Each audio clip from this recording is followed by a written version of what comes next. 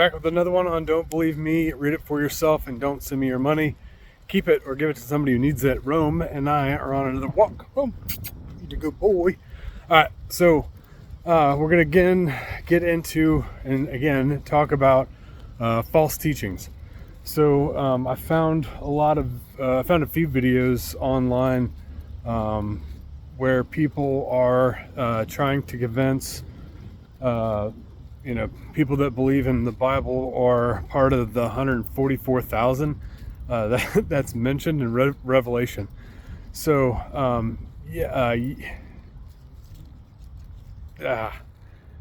where do you start?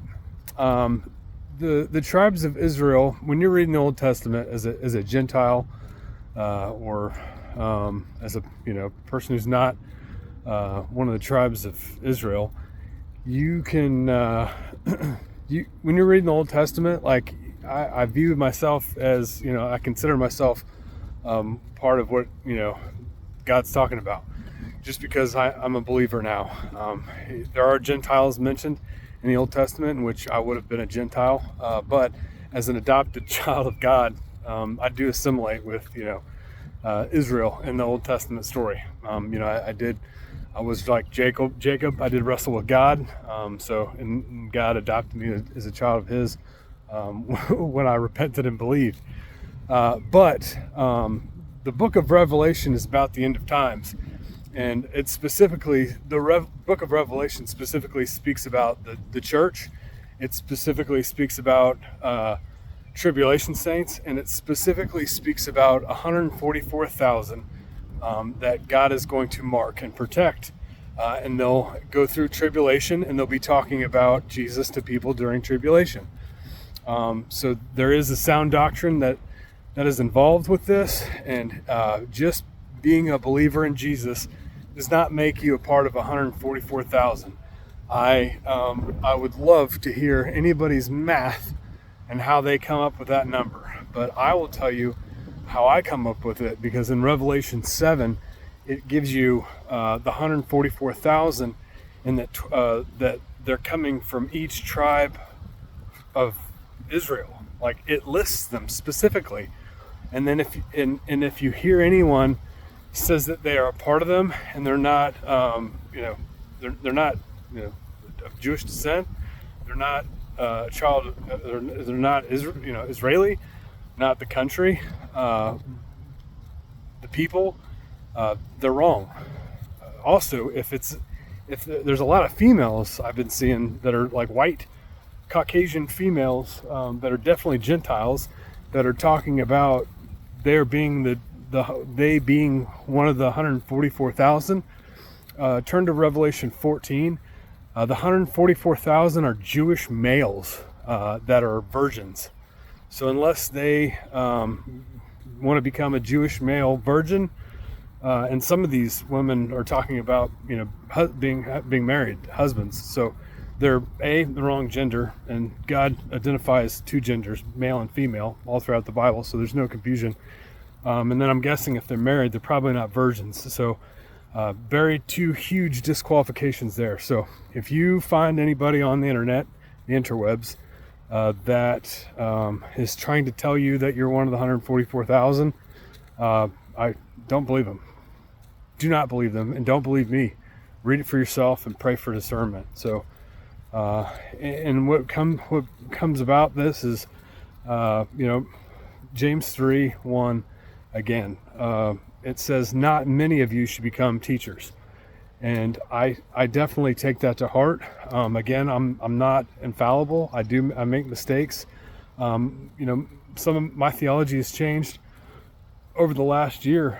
Hearing, it's like I'm not perfect, and I'm growing in faith too. But I try to make sure that I prayed for discernment before doing any of these about what I'm supposed to be teaching, because it says I will be judged more harshly, more strict, because I am teaching. February 2nd of 2023 is when I know for a fact that God said to now tell everyone. I was 41 years old, 40 years old at the time. when it happened to me, it can happen younger, definitely. 'Cause like I said, I was lukewarm until then. But I didn't even, and I knew, I told, my mom, I told friends, I think I'm supposed to start making social media video posts about God. And everybody pretty much said that was a horrible idea, based off my circumstances. So I didn't, I held off. And then, I was in seminary school and I still didn't, I'm taking,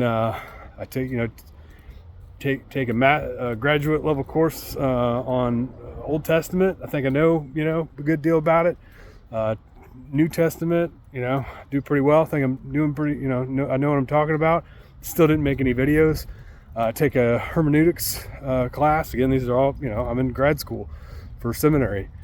So it's not, it's not a run-of-the-mill class. It's pretty, there's a lot to it, and I'm doing pretty well. Still didn't make any videos.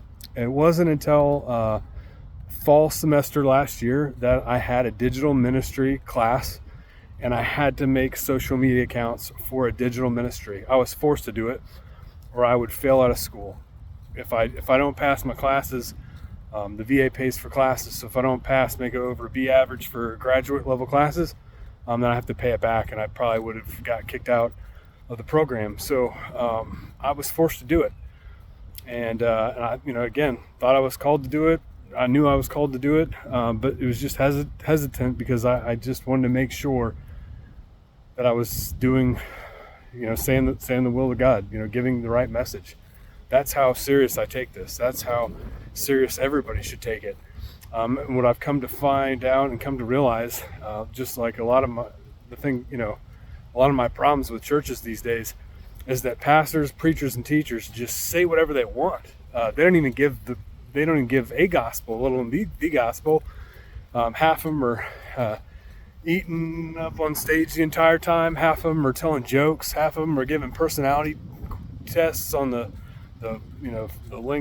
four lenses. They're just not teaching the gospel. And what I realized is they don't have the fear of the Lord. And that was something that was given to me on February 2nd. That's one of my gifts. People talk about gifts of the Spirit. Fear of the Lord was one of them. And I got a sense of how much God hates pride. Remember, pride is what, the original sin that helped Satan and his angels get thrown out of heaven. Pride, God hates pride so much. So I was such afraid of pride. Right after February 2nd of 2022, I didn't even want to look in the mirror. I didn't want to look in the mirror at all because I thought that if I liked anything that I saw, then it was bad. God hates pride. Remember that any good that you do ever comes from God. He's using you as a vessel. Whether you're a believer or not, you're being used as a vessel for God's goodwill. So just know that. Don't have pride in what you do. Thank God that He's using you as a vessel for that good. Don't take any pride in it because it's not you that's doing it. Again, James 3, not everybody should teach. You will be judged more strictly, and you should have a fear of the Lord before you're doing it. You shouldn't teach or preach unless you are called to do it, and there's going to be no mistake whether God's calling you to do it or not. None. You will have no question about it. You're not going to want to, for me, I didn't want to do it. I didn't, you know what I mean? It was hard to get to make these videos, and I was put in a position where I had to. So I thank God every day that He called me to, but I just wanted to make sure, without a shadow of a doubt, that it's what I was supposed to be doing, and that was His will for me. And I pray every day that if I say something against His will, to remove it from me, that the message doesn't get out. You can tell that people just don't take it seriously, and they say whatever they think. And I feel a great sense of sadness for them because they know not what they do. But 144,000 tribes of Israel. It spells it out. Revelation 7:14. It's virgin males. If you look at any woman preacher, teacher, person forget what Paul wrote in the letters, what he told Timothy about that. If they say that they're one of the 144,000, stop listening to them. Depart, run. Don't believe me, read it for yourself, and don't send me your money, give it to somebody who needs it. But God bless you.